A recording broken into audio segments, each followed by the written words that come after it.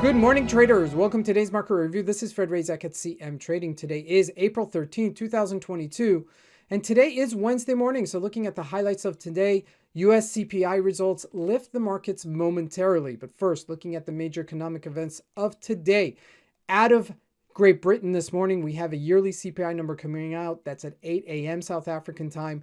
And then at 4 p.m. South African time, out of Canada, we have a Bank of Canada rate statement decision. That's really a very important, so you do want to know what's coming out. Now, looking at the Forex symbols, the British pound and the euro hovering near its lows still, okay, as these numbers are coming out later today. Looking at the indices, the Dow Jones and the NASDAQ both kind of have a bounce and then give them some of the gains.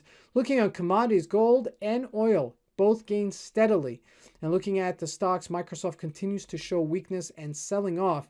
And lastly, looking at cryptocurrencies, Bitcoin bounces above 40K. So let's take a look at the markets and see what we can expect from today's trading.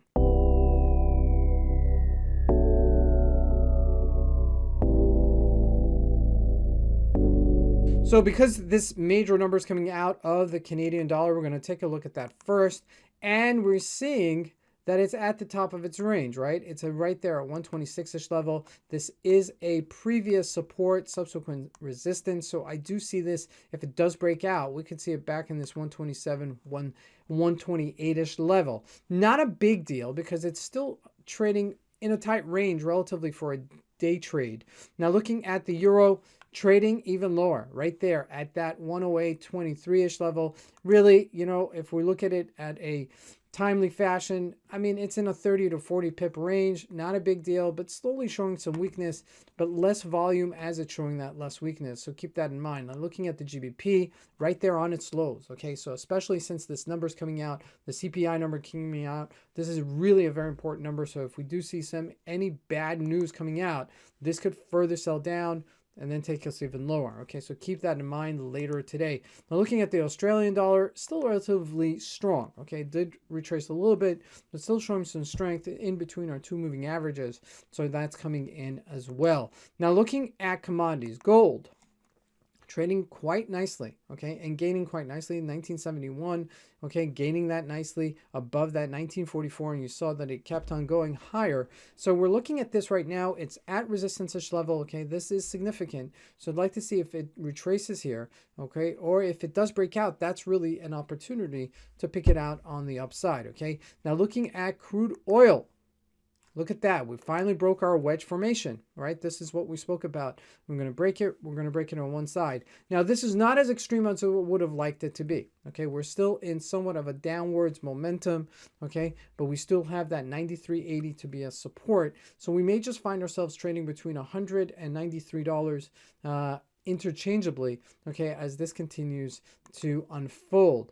Now, looking at the U.S. markets, all right, yesterday we had CPI results out in the United States, the worst results we've had since 1981, really bad. Inflation 8.9%, which is crazy. And the markets actually rallied as that number, okay, from 34,100 to 34,500, and then petering out and giving up some of those gains, okay. As you can see right here, we're at 34,282.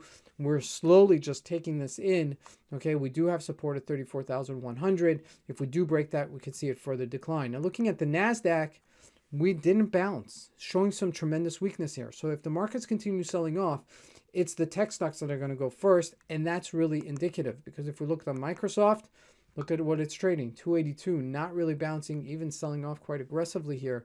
If we look at Facebook, also selling further down, 214. Apple also lost some momentum, but did not sell off as aggressively. Okay, Amazon also sold off to 3,017. So you're seeing some weakness in the tech stocks, okay? So if today's not going to bounce, then we could see further weakness. Now, lastly, looking at Bitcoin, we've bouncing off of this 40,000. We dipped just below it yesterday to 38-ish thousand, and now we're at 40,138. A little bit of a bounce, nothing to write home about. We're still trading somewhat of a range. You're looking for this as a bounce at 39,000. So, you know, if it does continue this momentum and break above 40,900-ish level, then maybe we could, you know, sustain some of that real estate back, you know, on the upside. But ultimately, Bitcoin has been a little bit less aggressive recently, showing some weakness in the short term, but trading within a range. I mean, if we look at a daily chart, you can see this quite clearly. Since the beginning of January, we've been between 43,000 and 35-ish thousand level. I mean, that's a decent range to be in. Great to trade in, but just be aware that it's not trending. Okay, so you want to pick your spots really very carefully, especially at the bottom of the range, and sell it at the top of the range, and giving you that probability plays towards your favor. This is Fred Razak, and I wish everybody a great trading day. Thank you.